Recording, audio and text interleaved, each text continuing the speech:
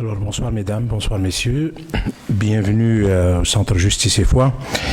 Donc à cette deuxième activité sur la thématique de l'hospitalité que nous organisons donc cette semaine. La première a eu lieu lundi dernier à l'Écomusée du Tiers-Monde avec Étienne Balibar et nous poursuivons ce soir avec notre invité qui vient juste d'arriver, Guillaume Leblanc. Peut-être vous dire que cette soirée, d'abord me présenter, Voilà, désolé. Je m'appelle Mouloud Idir, je suis donc de l'équipe du Centre Justice et Foi. Je coordonne un secteur d'activité qui s'appelle Vivre Ensemble, qui est l'un des 3 secteurs d'activité du Centre Justice et Foi. Vous connaissez sans doute la revue Relations, on organise des activités publiques. Le secteur Vivre Ensemble donc, existe depuis une 30aine d'années, c'est lui qui suit les enjeux d'immigration et de protection des réfugiés notamment. Donc, je vous invite à aller sur le site internet de notre centre et particulièrement du secteur Vivre Ensemble. On a une publication électronique qui s'appelle le webzine Vivre Ensemble, si vous voulez être tenu au courant des publications que nous avons. On a également une infolettre à laquelle je vous invite à vous inscrire pour en savoir davantage. L'activité... Oui, je suis trop proche, voilà. Je vais éviter de le manger. L'activité de ce soir, un peu comme celle de lundi dernier, est le fruit d'une collaboration. Donc ce soir, c'est une collaboration entre le Centre Justice et Foi, le CEPI, le Centre pour l'évaluation des politiques d'immigration de l'Université Concordia, et l'École des affaires publiques et communautaires donc, de cette même université. Donc une école avec laquelle nous avons collaboré à plusieurs reprises. Beaucoup de professeurs de cette université qui collaborent justement avec les CEPI ont généreusement contribué à plusieurs de nos activités au Centre Justice et Foi au cours des dernières années. Je les remercie tous au nom de mes collègues et en votre nom également. Alors, je vais tout de suite donner la parole à un des copartenaires donc, de cette activité, M. Chadri Belkhodja, collègue, politologue et ami, et donc directeur de l'École des affaires communautaires de l'Université Concordia et professeur au département de sciences politiques. Donc, bonsoir tout le monde. Je ne me présente pas à nouveau, mais j'aimerais tout simplement souligner aussi la présence des co-fondateurs du CEPI, ici présents ce soir, Mireille Paquet, ma collègue à l'Université Concordia, et Daniel Salé, et vous dire à quel point on est content donc, de collaborer avec le Centre Justice et Foi. Je crois que c'est une façon de sortir l'université un peu des murs de l'université, de participer, d'organiser des activités à l'extérieur de l'université. Je pense qu'avec le Centre Justice et Foi, c'est quelque chose qu'on a mis en pratique et quelque chose qu'on aime beaucoup faire. Donc le CEPI, c'est un centre de recherche qui a été créé en 2015, à peu près, qui organise une série d'activités autour des thèmes de l'immigration, des politiques d'immigration. Ces journées annuelles de réflexion sont bien connues. Il y a aussi beaucoup de séminaires. Et donc, comme j'ai dit, avec Mouloud, on trouvait que c'était peut-être une bonne idée d'organiser cette activité avec Guillaume Leblanc. Donc l'activité de ce soir, c'est la collaboration, mais c'est aussi beaucoup de discussions, de dialogue avec Mouloud pour réfléchir en fait à ce thème de l'hospitalité. Et sur la question de l'hospitalité, j'aimerais tout simplement dire aussi que c'est en fait une 3e conférence un peu autour de ce thème, parce qu'en novembre dernier aussi, on avait débuté avec Michel Agier à l'Université Concordia, et lundi dernier, comme tu l'as dit, Étienne Balibar était aussi parmi nous. Donc le thème de l'hospitalité fait l'objet surtout on pourrait dire, d'un renouveau dans le champ des études en immigration. Et puis la toile de fond est assez connue. On parle beaucoup de frontières qui se durcissent, de trajectoires qui se précarisent et de politiques aussi qui se dérivent. Et comme le disait le regretté Étienne Tassin, qui a aussi travaillé là-dessus, le monde préfère pousser l'étranger ailleurs, le sortir du cadre de la possibilité de faire partie d'un commun, et je cite, qui n'est pas lisse et homogène. Un autre aspect aussi de l'hospitalité qui est intéressant et qui est développé beaucoup dans le travail de Guillaume Leblanc, c'est cette lecture plus fine d'un geste de l'hospitalité qui s'inscrit dans un autre contexte, celui de la normalité de la vie de tous les jours, de ces vies qui veulent aider, de ce que Isabelle Coutan, aussi dans un très bel ouvrage, appelle des engagements individuels aux résonances intimes. Mais ce geste de l'hospitalité, que doit-il signifier ? Ou plutôt, où doit-il nous amener? Je crois que c'est un peu les questions aussi que Guillaume Leblanc soulève. Alors je laisse, je crois que c'est Mouloud qui va Donc, je vais présenter le conférencier. Merci infiniment, M. Dribel Khoja. Je vais donc donner la parole d'abord ensuite à ma collègue Elisabeth Garon, directrice générale du Centre Justice et Foi, qui va nous dire un peu l'importance que revêt cette thématique de l'hospitalité qu'on traite ici au Centre Justice et Foi, donc depuis quelques temps maintenant. Alors, merci d'être avec nous pour cette autre soirée. Très brièvement, le thème de l'hospitalité est un thème, disons, important dans le christianisme depuis très longtemps, mais on a été interpellés il y a quelques années par nos collègues latino-américains qui, dans leur travail auprès des réfugiés, ont lancé une campagne sur l'hospitalité et nous nous sommes demandé avec Mouloud de ce que nous pouvions apporter à cette réflexion à partir de notre réalité. Et c'est ainsi qu'il y a quelques années, on a organisé avec d'autres partenaires une réflexion sur ce que ce terme hospitalité pouvait vouloir dire pour les grandes traditions monothéistes et aussi s'interroger sur cet héritage chrétien de ce terme hospitalité, la façon dont on pourrait le comprendre.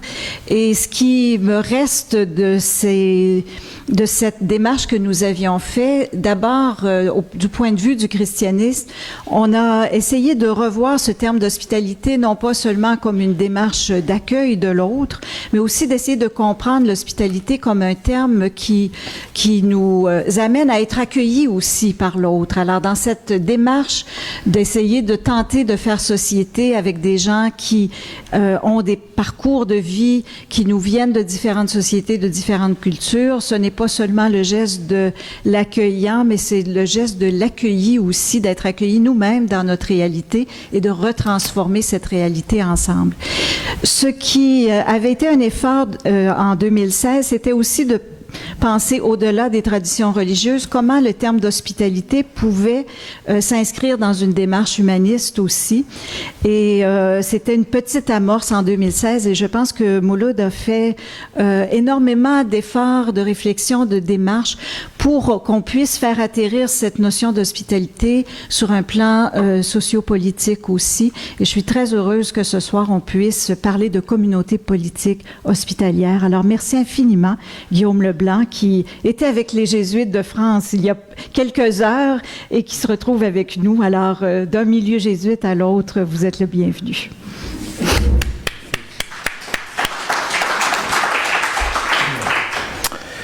Alors, sur ces questions d'hospitalité dont on va discuter ce soir, on peut dire donc d'abord qu'il se joue quelque chose qui nous préoccupe au plus haut point, c'est le fait que nous nous trouvons dans un contexte travaillé de plus en plus par de véritables politiques de la peur et aussi de beaucoup de formes d'hostilité envers les étrangers.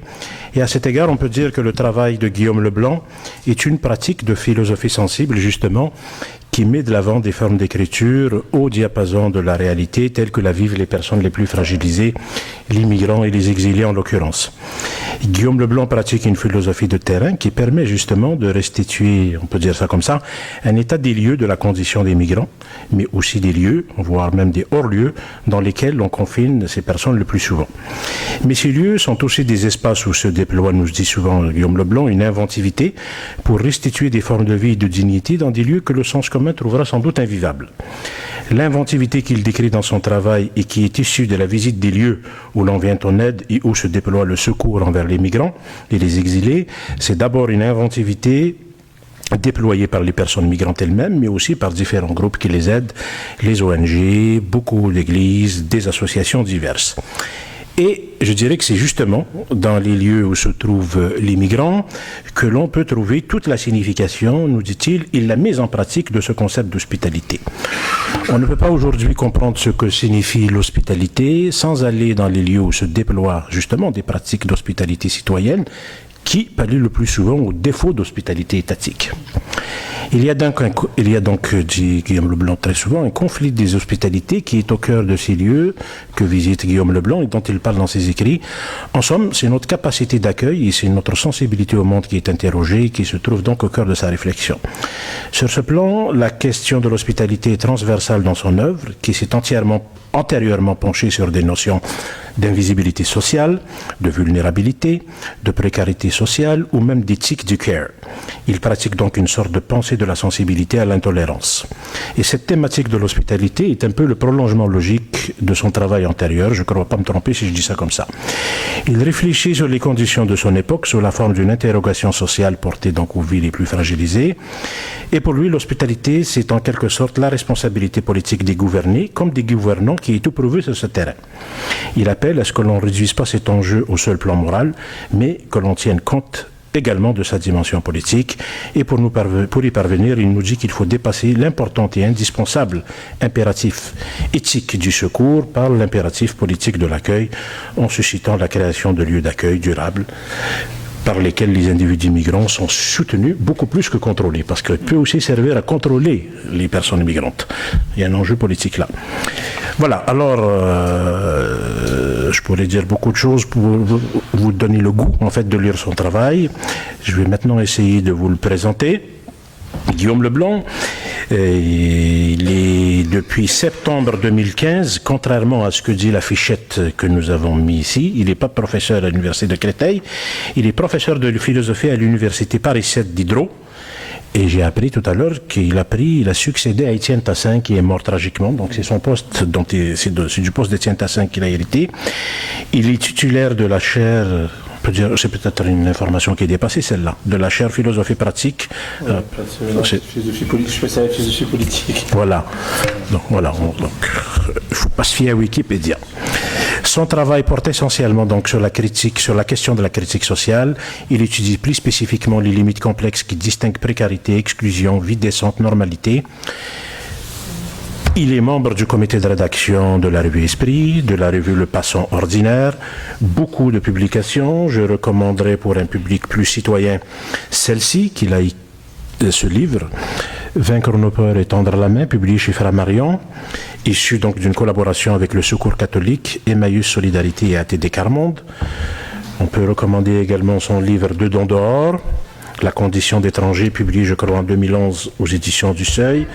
Et un autre livre important que je pourrais recommander, coécrit avec Fabienne Brugère, La fin de l'hospitalité, qui l'a fait connaître sur cette thématique dans les médias. Collaboration scientifique, et je vais aller très vite, directeur de collection pratique aux presses universitaires de France, directeur de la coalition Diagnostic aux éditions Bordelot, membre du comité de rédaction de la revue Raison publique, que j'aime bien, membre du comité de lecture de la revue Métaphysique et le Moral, je connais moins. Voilà. Le déroulement de la soirée, je suggère de lui donner 3 quarts d'heure, qu'il respectera. J'ai eu de la difficulté lundi avec Étienne Balibar. Est-ce que vous êtes plus facile à gérer que lui? Normalement, je pense. On verra. Non, on ne peut pas être plus dur que lui de toute façon à gérer. Donc 45 minutes. Voilà, 45 minutes. Et ensuite, on prendra une petite pause et on aura suffisamment de temps pour échanger avec la salle. Très bien. Donc Guillaume Leblanc, la parole est à vous pour les 3 quarts d'heure qui suivent. Merci beaucoup vraiment pour cette invitation. Je suis très heureux d'être ici et je vais donc en 45 minutes réfléchir sur ce que signifie devenir une communauté politique hospitalière en essayant de creuser effectivement ce concept d'hospitalité pour me demander finalement quelle est sa raison d'être aujourd'hui. Naturellement, quand on dit devenir une communauté politique hospitalière, on présuppose, à juste titre, qu'on n'est pas une communauté politique hospitalière actuellement. Nous sommes séparés de cette communauté politique que nous avons à être, que nous avons à devenir, par tout un ensemble d'éléments que l'on pourrait analyser sous différentes formes, mais dont je retiens pour le moment que 2 formes essentielles contribuent à la création et au maintien d'une communauté politique inhospitalière. C'est la forme d'un côté État national, qui me semble aujourd'hui extrêmement revivre sur l'élément signifiant du national qui réintervient à tous les niveaux. Et d'autre part, c'est également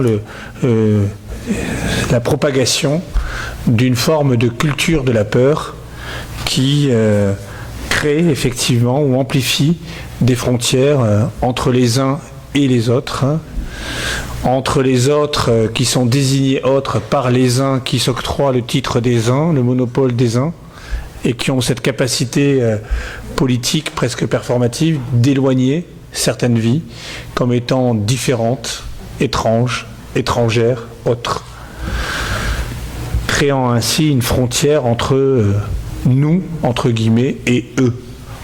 L'enjeu d'une communauté politique hospitalière, de ce point de vue-là, c'est de contribuer à l'élargissement de nous. Et ce qui est intéressant dans ce pronom personnel, nous, c'est que, contrairement au pronom personnel « je », il est en lui-même relativement indéterminé. Quand je dis « nous », nous ne savons pas où le « nous » s'arrête. Nous ne savons pas jusqu'où il peut aller. Quand je dis « je », en général, on sait chacun où ce « je » s'arrête, aux frontières de son corps. Le « nous » est d'une certaine façon inarrêtable. Et c'est pourquoi il est intéressant de réfléchir à la communauté politique en termes de « nous » et non plus en termes de des uns et des autres et des frontières qui vont avec. Alors j'essaierai donc de, chemin faisant, de revenir sur cette espèce de mot d'ordre peut-être, devenir une communauté politique hospitalière, que je traduirai donc par la première personne du pluriel, devenons, sous-entendant le nous qui est en jeu dans ce devenir, devenons une communauté politique hospitalière. Je voudrais y réfléchir à partir peut-être d'un énoncé comme ça que je trouve particulièrement intéressant, comme souvent chez Michel Foucault, que l'on trouve dans l'histoire de la folie, lorsque Foucault écrit quelque chose qui me semble extrêmement vif aujourd'hui à propos de l'étranger. Alors, Foucault, là, dans ce petit texte de l'histoire de la folie, parle de la mutation de la perception de la folie à la fin du Moyen-Âge. Et il écrit ceci: si le fou apparaissait familièrement dans le paysage humain du Moyen-Âge, c'était en venant d'un autre monde. Maintenant, il va se détacher sur fond d'un problème de police concernant l'ordre des individus dans la cité. On l'accueillait autrefois parce qu'il venait d'ailleurs, on va l'exclure maintenant parce qu'il vient d'ici même et qu'il prend rang parmi les pauvres, les miséreux, les vagabonds. Et il rajoute cette phrase assez étonnante: l'hospitalité qui l'accueille va devenir, dans une nouvelle équivoque, la mesure d'assainissement qui le met hors circuit. Fin de citation. Alors c'est une phrase, je trouve, vraiment extrêmement forte, parce qu'elle fait apparaître une transformation dans la perception du fou. Le fou, son pouvoir, en un certain sens, il le tirait du fait qu'il était présumé d'ailleurs, un ailleurs qui pouvait d'ailleurs être à la fois spatial, culturel, religieux, métaphysique, cosmique. Et sa place, en quelque sorte, dans la cité était conférée par cet ailleurs qui faisait la transcendance du fou. Aujourd'hui, c'est-à-dire à la fin du Moyen-Âge, au moment où donc, à la Renaissance, au XVIe siècle, au XVIIe siècle, au moment où l'hôpital général va s'établir et où, à la grande époque de l'hôpital général, au moment de la création de l'hôpital général de Paris en 1657, on aura quand même 1/100 de la population de Paris qui sera enfermée dans cet hôpital général. À ce moment-là, en quelque sorte, il y a une grande bascule comme ça qui emporte le destin du fou, et dans laquelle finalement le fou va se mettre à poser un problème parce qu'il est perçu comme étant ici même, comme étant d'ici, prenant place du coup, nous dit Foucault, dans la galerie des indésirables, à côté des pauvres, des miséreux, des vagabonds, avec une espèce de au fond, d'émergence, avant la lettre, d'une question sociale, c'est-à-dire d'une question posée au social, à l'ordre de la société, par toute une série d'individus dont on ne sait que faire en réalité. Alors, j'en reste là avec le fou, mais c'est très intéressant, me semble-t-il, de se demander si, au fond, aujourd'hui, le migrant, je l'appelle comme ça pour le moment, le migrant contemporain, est-ce qu'il n'est pas en train de devenir notre fou d'aujourd'hui ? Est-ce que, au fond, ce n'est pas ça qui est en train de se passer aujourd'hui ? Et si la phrase de Foucault a du sens pour nous aujourd'hui concernant cette perception de l'étranger, c'est que je crois que, justement, là où l'étranger était accueilli parce qu'il venait d'ailleurs, on va aujourd'hui l'exclure parce que, justement, il vient d'ici même. C'est-à-dire que c'est une mutation totale dans l'appréhension de l'étranger et dans son assignation à une exclusion, non pas parce que justement il vient d'ailleurs, mais parce qu'au fond il est toujours déjà trop présent ici. Il est toujours déjà trop proche des pauvres miséreux que nos sociétés produisent. Il est toujours déjà trop proche des oubliés d'aujourd'hui, et c'est d'une certaine façon peut-être pour reproposer un lignage social dans lequel justement les pauvres d'ici doivent pouvoir être séparés des pauvres qui viennent justement d'ailleurs et qui ne doivent pas être ici, que la question de l'exclusion des étrangers se repose d'une manière dramatisée aujourd'hui. Vous noterez que dans la phrase de Foucault, elle se termine par une espèce de mise en demeure de l'hospitalité. L'hospitalité, et ici Foucault joue sur le terme, et je vais y revenir moi aussi, mais pour lui donner une toute autre signification. L'hospitalité, Foucault joue sur l'étymologie, enfin l'étymologie médiévale du terme hospitalité, c'est-à-dire l'hôpital, l'hôtel. L'hospitalité est prise à l'intérieur de l'hôpital général, de ce lieu d'enfermement, comme cette espèce de technologie, au fond, de gouvernement des indésirables. L'hospitalité, c'est cette manière de gouverner les ingouvernables que sont les fous, les pauvres, à l'intérieur de l'hôpital général. Et sur ce plan, justement, on a il me semble qu'il faut prendre au sérieux cette critique de l'hospitalité en la décontextualisant du raisonnement historique de Foucault qu'il a signé à l'hôpital général, et en se demandant si aujourd'hui, justement, l'hospitalité n'est pas précisément une espèce ne risque pas d'être une forme de supplément moral qui serait, au fond, le traitement réservé à des individus particulièrement vulnérables, mais qui laisserait complètement inchangée la situation politique dans laquelle nous nous trouvons.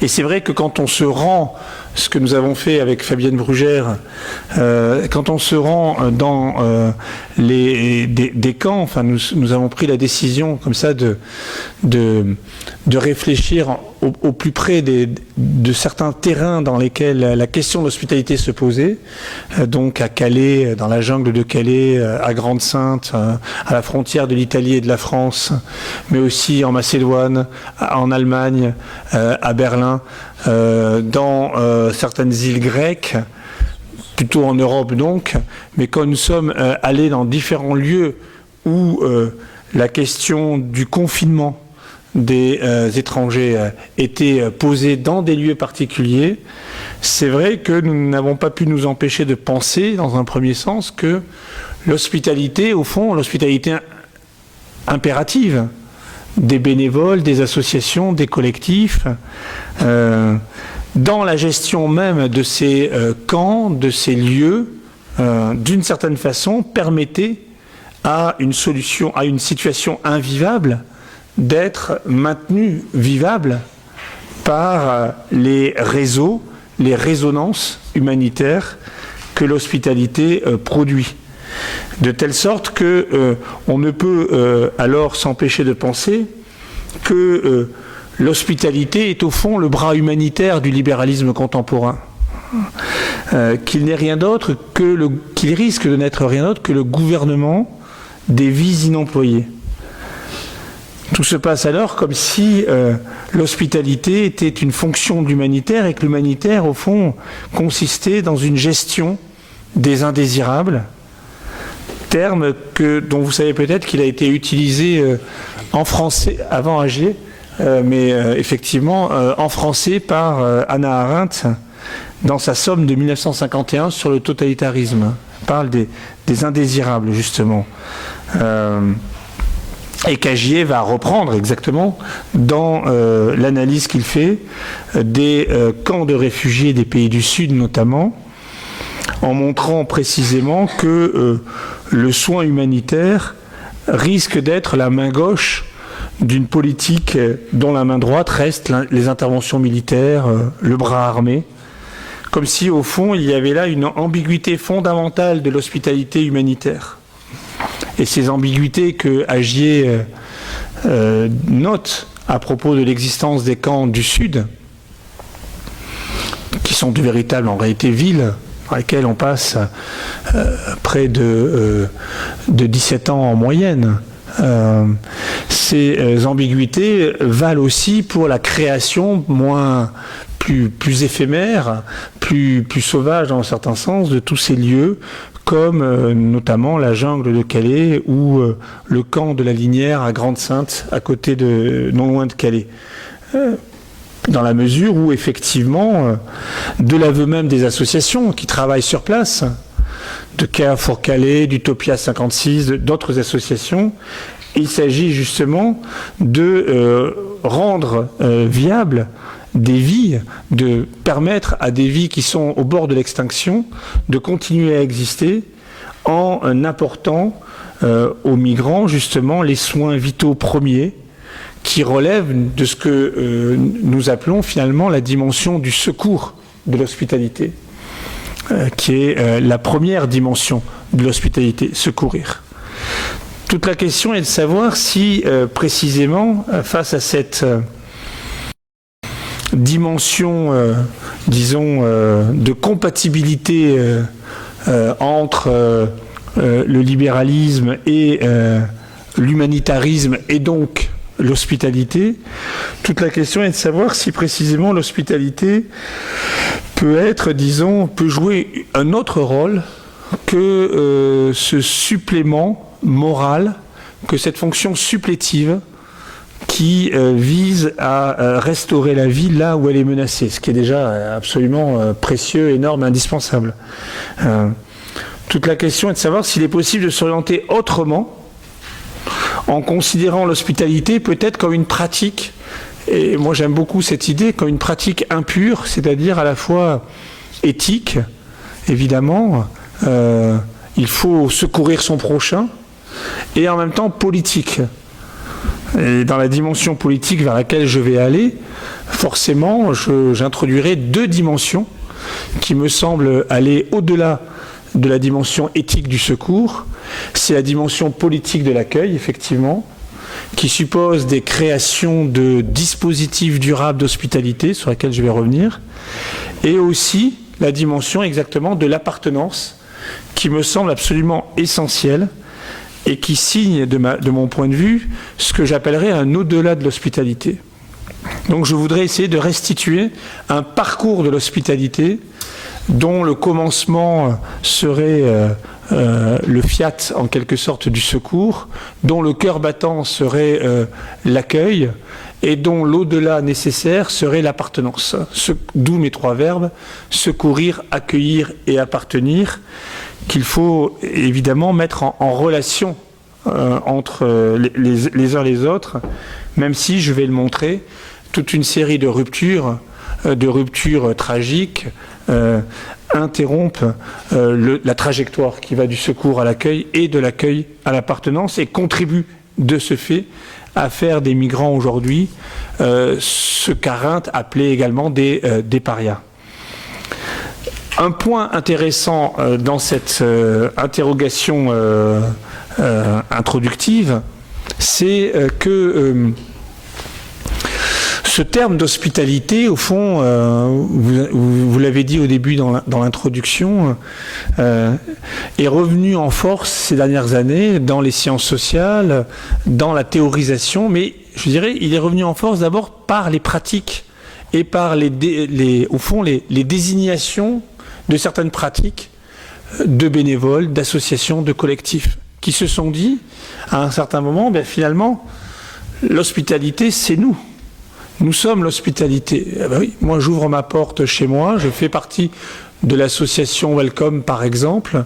Je suis l'hospitalité. Je me réclame de l'hospitalité. L'hospitalité est devenue un nom commun de ralliement. À un moment où, pourtant, sur le plan théorique, conceptuel et même politique, le terme d'hospitalité semblait sonner un petit peu, vieillot. Un peu ringard, pour plusieurs raisons. La première, c'est parce que, au fond, dans la pratique assumée de l'hospitalité, il y a tous les risques de la reconduction d'une forme de paternalisme du geste accueillant, qui consiste dans une dissymétrie entre l'accueillant et l'accueilli. C'est au fond une relation dissymétrique, l'hospitalité. C'est une relation dans laquelle l'accueilli n'est pas à égalité avec l'accueillant.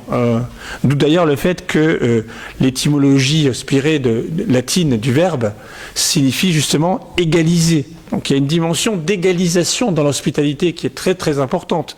Il faut pouvoir égaliser la dissymétrie entre l'accueillant et l'accueilli. Et c'est en ce sens que consiste l'hospitalité, c'est au fond cette pratique qui, constatant une dissymétrie entre l'accueillant et l'accueilli, vise à égaliser cette situation, d'où l'idée qu'il y a peut-être à un moment donné une réversibilité de l'accueillant et de l'accueilli, que le terme d'hôte traduit dans son ambiguïté constitutive, puisque l'hôte, c'est à la fois celui qui accueille et celui qui est accueilli. Jacques Derrida a consacré de très beaux raisonnements sur cette polysémie de l'hôte, lorsqu'il souligne que l'hôte accueillant doit devenir l'hôte de son hôte. Et que c'est en ce sens que l'hospitalité est une relation finalement assez inconditionnelle. Il n'empêche que dans l'hospitalité, il y a toujours le risque que l'accueillant se situe en quelque sorte au-dessus de l'accueilli, alors même qu'il lui fait signe d'entrer chez lui, alors même qu'il lui dit je t'en prie, fais comme chez toi, il maintient la frontière. Si je te dis fais comme chez toi, cela signifie que tu n'es pas chez toi. Cela signifie que la frontière entre l'accueillant et l'accueilli est maintenue et que précisément tout le code de l'hospitalité consistera à jouer de cette frontière. À jouer de cette frontière parce que l'accueilli sera en permanence, en quelque sorte, sur le perron, sur le qui-vive du perron et devra maintenir une forme de vigilance par le fait qu'il n'est pas chez lui. Par le fait qu'il est au fond, qu'il reste un visiteur, quelqu'un qui n'est pas un résident. Et il me semble que l'enjeu politique de l'hospitalité, c'est de faire que le visiteur devienne un résident. Ce qui suppose, encore une fois, quelque chose de supplémentaire par rapport à l'hospitalité. Donc ça, je crois que c'était une des premières raisons pour lesquelles l'hospitalité était un terme un peu comme ça, qui pouvait sembler à un moment où, heureusement, pour des formes on milite pour des cultures d'égalité, ce terme pouvait sembler vouloir maintenir une relation d'inégalité constitutive de l'hospitalité. Puis, une deuxième raison, c'est aussi que l'histoire des pratiques d'hospitalité a à voir avec le colonialisme. On sait que pendant au XVIIe siècle, au XVIIIe siècle, c'est justement au nom d'un déni d'hospitalité de la population autochtone que l'on s'octroyait le droit de la coloniser. L'argument de l'hospitalité fonctionnait comme une espèce de cheval de Troie pour entrer dans le pays à coloniser. avec l'argument très simple qui était en règle générale, voilà, des Européens partaient sur des terres d'Amérique, ne pouvaient pas faire commerce, on leur refusait cette hospitalité minimale, et ce refus d'hospitalité enclenchait du coup une guerre coloniale en réalité. Et il a fallu attendre un texte vraiment visionnaire à tous les égards, de texte de Kant de la fin du XVIIIe siècle, le projet de paix perpétuelle. Il a fallu attendre ce texte pour que cet argument-là de l'hospitalité soit brisé. Kant critique toute forme de colonisation liée à l'hospitalité et en vient à poser un concept d'hospitalité extrêmement important qui est le suivant, qui est l'affirmation que toute personne dont la vie est menacée dans son pays a le droit, a un droit d'hospitalité, a un droit d'être accueilli par un pays tiers, dès lors que ce pays tiers est une république. Il y a donc, et Kant de dire, et ça c'est un énoncé très important, de dire que cette pratique d'hospitalité est bien un droit et non une affaire de philanthropie. C'est-à-dire que ce que Kant veut mettre en avant, c'est l'apparition d'un droit à la migration pour toute personne persécutée dans son pays. Alors Kant ensuite établit une frontière entre justement le droit d'hospitalité et le droit de résidence permanent, puisqu'il signale que c'est au souverain d'accorder un droit de résidence permanent, mais en revanche le droit d'hospitalité provisoire, lui, est un droit constitutif de toute personne en danger dans son pays. Et Kant, donc, a le mérite philosophique d'arracher l'hospitalité, 1, à l'argument colonial, et 2, à la compassion, qui sont effectivement deux dérives possibles de la référence à l'hospitalité pour l'attacher au vocabulaire du droit. Ce qui est intéressant précisément, c'est que dans cette construction que je viens de rappeler, l'hospitalité, au fond, elle devient, et c'est là où nous en sommes aujourd'hui, elle devient, malgré ces éléments de critique que je viens de rappeler, elle devient un mot d'ordre, je dirais un mot d'ordre qui s'est progressivement constitué par les actions des gouvernés face à l'inhospitalité des gouvernants, face à l'inhospitalité des États-nations. L'hospitalité est devenue effectivement un mot de ralliement pour tout un ensemble de pratiques citoyennes, de telle sorte que l'hospitalité d'éthique qu'elle était éventuellement, accueillir quelqu'un chez soi, est devenue un geste politique de critique du format État national souverain par lequel une frontière est établie entre les uns et les autres. Ça me semble être un élément très important de la réflexion, et c'est sur cette base-là que je voudrais entrer un peu plus dans le vif de ces trois verbes: secourir, accueillir et appartenir, en essayant de montrer que c'est le processus qui va du secours à l'accueil, de l'accueil à l'appartenance, qu'il faut pouvoir assumer comme un geste politique fort, grâce auquel, effectivement, nous pouvons devenir, et nous avons à devenir, une communauté hospitalière. Autrement dit, une communauté politique hospitalière ne peut pas être une communauté simplement du secours. Elle ne peut pas non plus être simplement une communauté de l'accueil. Elle doit intégrer cette dimension proprement politico-juridique, je vais y revenir, de l'appartenance. Mais essayons de commencer par le commencement en quelque sorte, c'est-à-dire par le secours. En quel sens secourir ouvre un espace hospitalier? Et qu'est-ce qui est au fond compris de l'hospitalité dans le secours?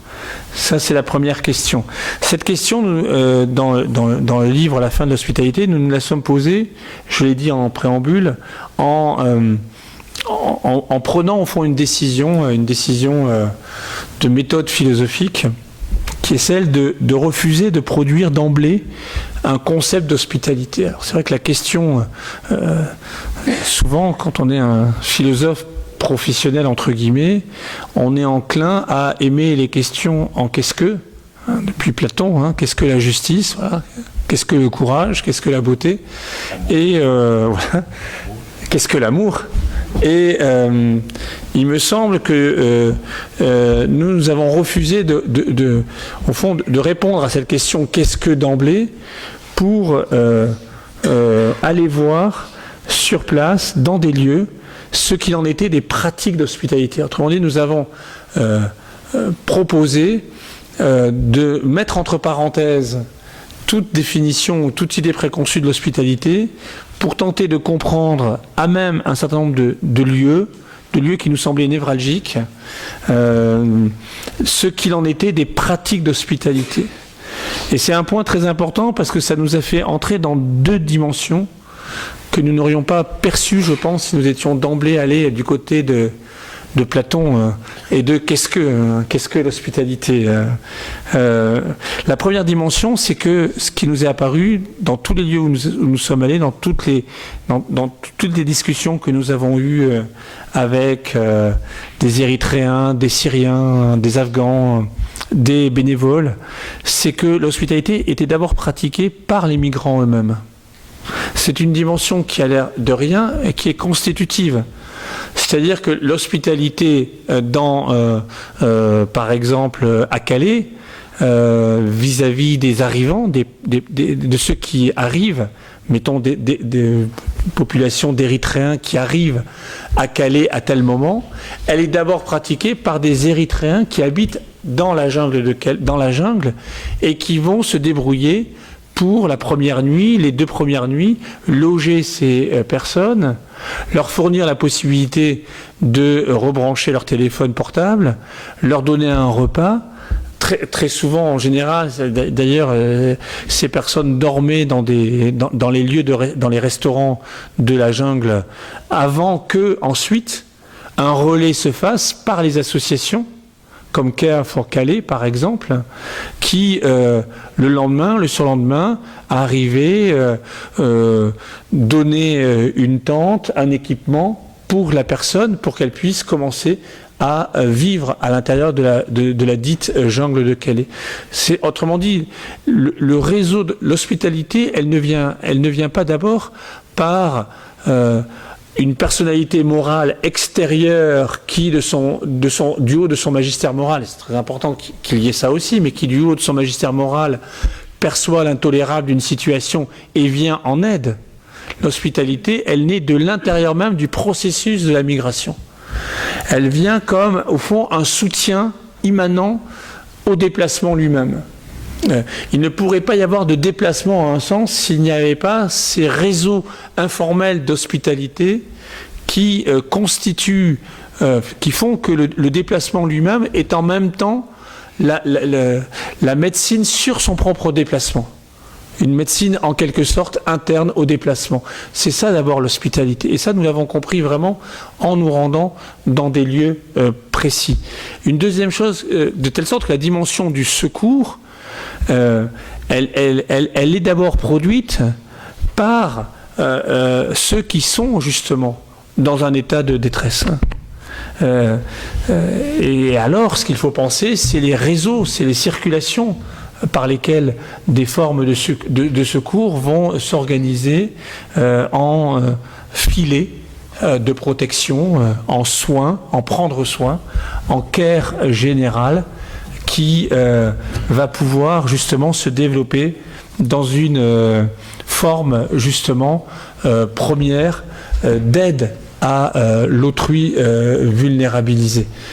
Une deuxième chose que nous avons pu comprendre en nous rendant dans ces lieux, et ça c'est un point très important qui interroge tout de suite le concept d'hospitalité d'une manière très directe, c'est que au fond ces lieux que sont les camps, les centres de rétention, les jungles, ou que sont aussi des dispositifs encore plus informels, de bivouac, d'abri, de fortune, etc., ici ou là, sont des lieux qui, en un certain sens, n'existent pas. Je veux dire par là que ce sont des lieux qui ne sont représentés sur aucune carte. Ce sont des lieux qui ne peuvent pas être appréhendés à l'intérieur d'une raison spatiale. Nous tous, quand nous rentrons chez nous, ou nous tous, ici présents, nous sommes soutenus dans notre existence par la raison spatiale qui d'une certaine manière, nous tient dans le dos pour mieux exister. C'est-à-dire que si mon adresse, entre guillemets, là où j'habite, c'est bien sûr un lieu, mais ce lieu, c'est d'une certaine manière ce qui donne à celui qui existe dans ce lieu une certaine raison sociale. Je peux exister socialement parce que je suis perçu, parce que je peux justifier de mon existence par le bout d'espace que j'occupe et par la reconnaissance qui est liée au bout d'espace que j'occupe. Alors bien évidemment, sur cette question de la reconnaissance, on peut faire toute une critique sociale des strates d'occupation et de l'inégalité des occupations des espaces, mais je retiens de ce raisonnement que une existence a besoin d'une raison spatiale pour pouvoir être appréhendée.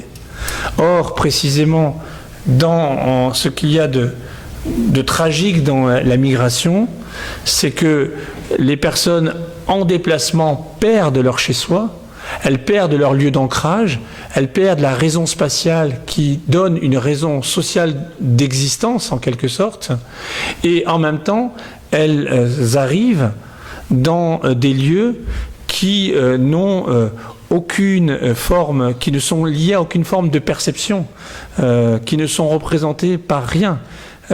Une des choses qui m'a frappé à Calais, dans la jungle de Calais, c'est que pour trouver la jungle, il faut bien sûr, il faut enquêter, il faut se demander où ça peut avoir, où elle peut être, où elle peut se trouver. Si vous mettez jungle de Calais sur votre GPS, vous n'aurez rien. C'est quand même emblématique. Ça veut dire qu'il y a des espaces comme ça qui sont complètement séparés. Ce que Foucault appelait, dans un très très beau texte, des hétérotopies de la déviation. Des lieux qui sont séparés et dont la fonction est qu'ils soient justement maintenus le plus séparés possible, le plus invisible possible. De telle sorte que, évidemment, la question qu'on peut se poser et qu'on se pose forcément à ce moment-là, c'est quelle existence peut-on mener dans un lieu qui est invisible ? Comment peut-on être appréhendé dans un lieu invisible ? Ne risque-t-on pas soi-même de devenir invisible, spectre parmi les spectres, dans un lieu qui est lui-même invisible ? Comment, au fond, exister dans un lieu qui n'est considéré comme n'existant pas ? Et on voit par là que l'hospitalité, on pourrait alors la définir, c'est pour ça que je vais quand même tenter ma définition en qu'est-ce que, et concéder à Platon que c'est une question somme toute inévacuable. On pourrait dire que l'hospitalité, en ce sens-là, consiste justement dans la recréation d'un lieu pour une personne qui a été privée de lieu par le déplacement qu'elle a engendré. L'hospitalité consiste justement dans la recréation d'un lieu pour une personne privée de lieu par son déplacement. Et la recréation de ce lieu, elle se fait par un lien. Elle se fait par le lien hospitalier, justement. L'hospitalité, c'est ce lien par lequel du lieu est recréé. C'est ce lieu-lien qui fait l'hospitalité et qui passe évidemment par le secours. Le secours, c'est d'une certaine manière l'objectivation du lieu-lien de l'hospitalité par la recréation d'un toi, théoïté, sans lequel, justement, l'adresse à un autre toi, théoïde, ne peut pas avoir lieu. Cette dimension du secours qui passe par la recréation d'un lieu et par les fonctions vitales liées à ce lieu, la possibilité de dormir, la possibilité de manger, etc., elle est fondamentale dans la construction de l'hospitalité. Mais je dirais que nos sociétés, aujourd'hui, par les associations, par les bénévoles, par les collectifs, par des fois des réseaux quand même états-nationaux, quand ils existent, par moment, je dirais, savent secourir, mais en revanche, elles ne savent absolument pas accueillir. Il y a une fracture entre secourir et accueillir, car qu'est-ce que c'est qu'accueillir ? Il faut arriver à l'appartenance. Oui, non, t'en fais pas, j'ai presque fini. Car qu'est-ce que c'est sinon je vais faire du balibar et tu vas me reprocher. Car qu'est-ce que c'est qu'accueillir ? C'est au fond créer un dispositif durable, là où le secours est une forme première provisoire. C'est précisément la création de ces dispositifs durables qui est l'objet politique par excellence. Faire de la politique hospitalière, c'est produire du dispositif, c'est produire des structures. C'est produire des structures par lesquelles, justement, les individus pourront non seulement se poser, mais développer leurs ressources pragmatiques propres, savoir ce qu'elles veulent faire plus tard, etc. Ces dispositifs, ils sont manquants aujourd'hui. C'est-à-dire qu'aujourd'hui, au mieux, il se crée quelque chose ici et maintenant. Alors, puisque j'ai pris le fil de Calais, il se crée en 1999, à Sangatte, à côté de Calais, un centre tenu par la Croix-Rouge. Au lieu que ce centre soit développé en vrai dispositif durable d'accueil, aussitôt créé, il est démantelé. C'est ce que j'appelle la politique de Sisyphe. Vous savez, Sisyphe, celui qui porte son rocher tout en haut et puis il redescend, il le reporte, etc. C'est ça la politique aujourd'hui d'accueil. Il n'y en a pas. Le centre de Sangatte de 99 a été fermé en 2002 par le ministre de l'Intérieur Nicolas Sarkozy, avant qu'il soit président de la République, et suite à quoi des usines ont été occupées, désaffectées ont été occupées dans Calais, qui, au lieu d'être pérennisées comme dispositif durable, ont été détruites. Suite à quoi la jungle a été créée. La jungle est une création État national française.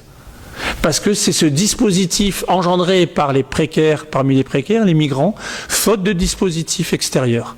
C'est ce dispositif faute de mieux, la jungle. Alors qu'il faudrait créer un dispositif par-delà ce dispositif faute de mieux. Aujourd'hui, la tendance, et j'en termine presque avec, et je finis sur l'appartenance, aujourd'hui, la tendance est que la tendance des États-nations, la tendance globale, ça vaut en France, ça vaut en Italie. À un moment donné, il y a eu une exception allemande, il faut le constater. Ça vaut aux États-Unis. La tendance aujourd'hui, c'est que justement, on laisse la question de l'hospitalité au bénévolat éthique des personnes qui secourent individuellement. C'est-à-dire qu'on fait de l'hospitalité une disposition plutôt qu'un dispositif. Et ce qu'il faut, politiquement, c'est assumer que la disposition ne crée pas forcément le dispositif. La disposition morale est nécessaire, mais elle ne crée pas le dispositif. Il nous faut passer donc d'une compréhension domestique de l'hospitalité, le modèle maison, le modèle j'ouvre la porte de chez moi, qui est indispensable. Il nous faut passer de cette lecture domestique de l'hospitalité à une lecture politique de l'hospitalité, dans laquelle le modèle n'est plus la maison, entre guillemets, c'est une métaphore, mais l'hôpital, c'est une autre métaphore qui ne signifie pas naturellement que les déplacés sont des malades, mais qui signifie qu'il faut un lieu pour prendre soin des déplacés. Un lieu qui soit justement un lieu de care, C-A-R-E, par lequel justement, en prenant soin de l'institution elle-même, hospitalière, au sens large du terme, on prend soin des déplacés. Il serait faux de dire que la question politique de l'hospitalité se termine avec l'accueil. Je conclus en affirmant que il nous faut faire un pas de plus encore. Il nous faut imaginer, c'est déjà extrêmement difficile parce que déjà faire ce pas du secours à l'accueil aujourd'hui, ça suppose de se demander politiquement comment dans chaque région, en France, en Italie, ici même, au Canada, en Europe, comment on doit créer des dispositifs d'accueil. Qui va s'occuper de ces dispositifs? Comment on va les pérenniser? Il faut faire du développement durable de l'accueil. Non pas parce que les personnes qui sont accueillies ont vocation à rester durablement dans ces dispositifs durables, mais parce que les personnes qui sont accueillies ne peuvent l'être que s'il y a des dispositifs durables. Et ne pourront imaginer un au-delà du dispositif que si, justement, elles sont accueillis dans des dispositifs précisément durables. Durables en dur. Des dispositifs qui durent. Il faut réintroduire de la durée dans la question de l'accueil et sortir de la logique de l'urgence qui aujourd'hui règle l'hospitalité sur le secours et a effacé la question de l'accueil. Mais il faut faire encore un pas de plus et envisager un autre, ce que j'appelais au début, un au-delà de l'hospitalité qui tient pour moi à la question de l'appartenance. J'affirme, peut-être sans détour, puisque le temps presse, que rien ne serait pire que d'être éternellement hospitalier. La valeur de l'hospitalité, c'est qu'elle a un début et une fin. Et je voudrais m'expliquer quand même sur ce mot de fin de l'hospitalité, qui est le titre du livre et qui est le titre subliminal du livre. C'est-à-dire que la fin de l'hospitalité, le titre du livre, c'était, on pensait à l'effacement de la valeur de l'hospitalité des logiciels politiques de nos États-nations contemporains. Mais la fin de l'hospitalité, quelle est sa finalité? D'une certaine manière, sa finalité, c'est qu'elle s'abolisse. C'est qu'elle prenne fin. Mais comment peut-elle prendre fin? Pour cela, je propose juste une petite image nocturne adéquate. C'est, supposons que ce soir, en rentrant chez vous, on frappe à votre porte et que des amis arrivent à l'improviste. Vous allez vraisemblablement, surtout après cette réflexion commune sur l'hospitalité, vous allez vraisemblablement les accueillir. Les accueillir. Mais... et vous allez partager les quelques éléments qui vous restent dans votre réfrigérateur en disant mais voilà, c'est en partageant un repas. Mais qu'est-ce que ça signifie que de partager un repas avec des amis? Pourquoi peut-on partager un repas avec des amis? Nous pouvons partager un repas avec des amis parce que nous avons la conviction, à juste titre, que ces amis à un moment donné vont repartir, qu'ils vont cesser de rester chez vous. S'ils continuent à rester au-delà d'une certaine heure, ils vont devenir une gêne embarrassante.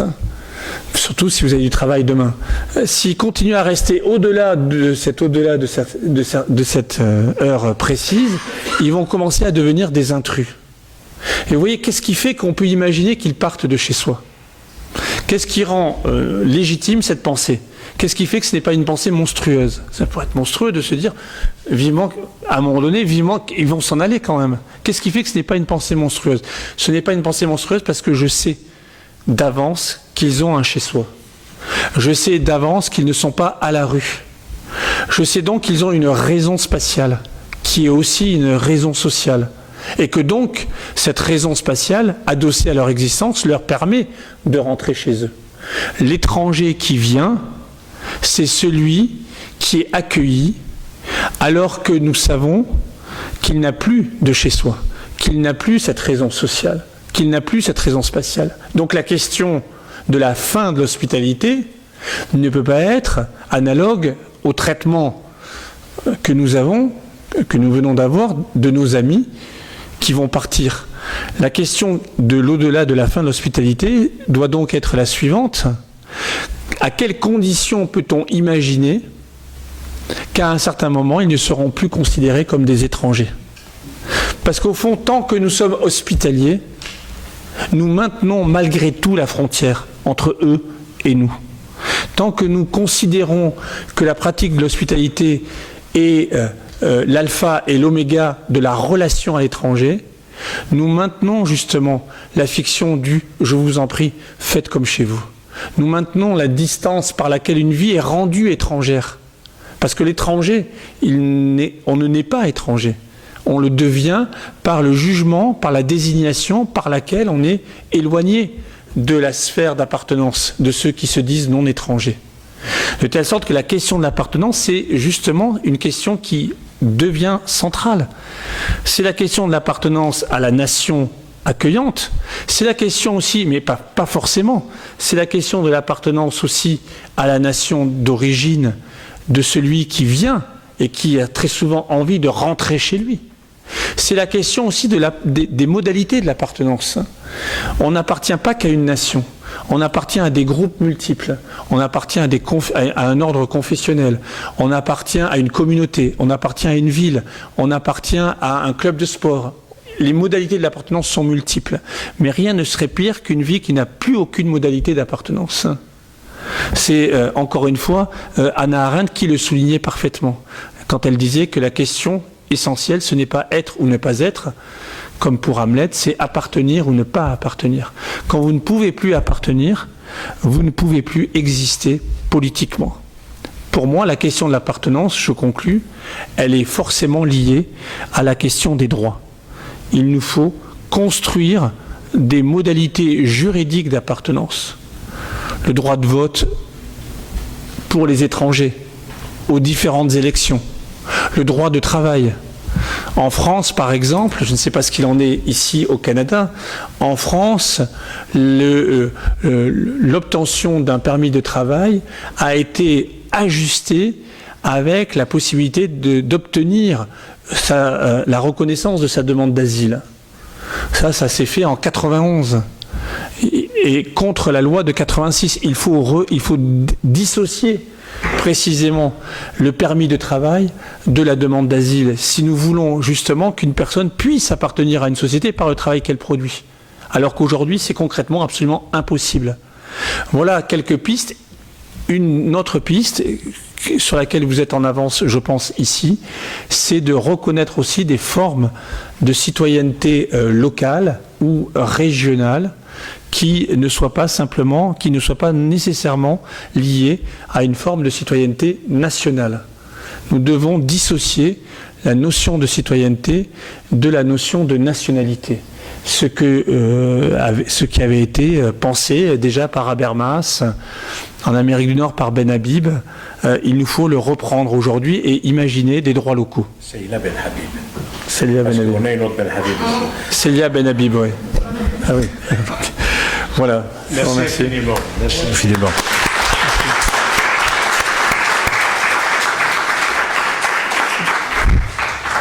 Alors, des dispositifs d'accueil, développement durable de l'accueil, des lieux pour prendre soin de l'autre, autant d'éléments qui reviendront sans doute pendant la pause.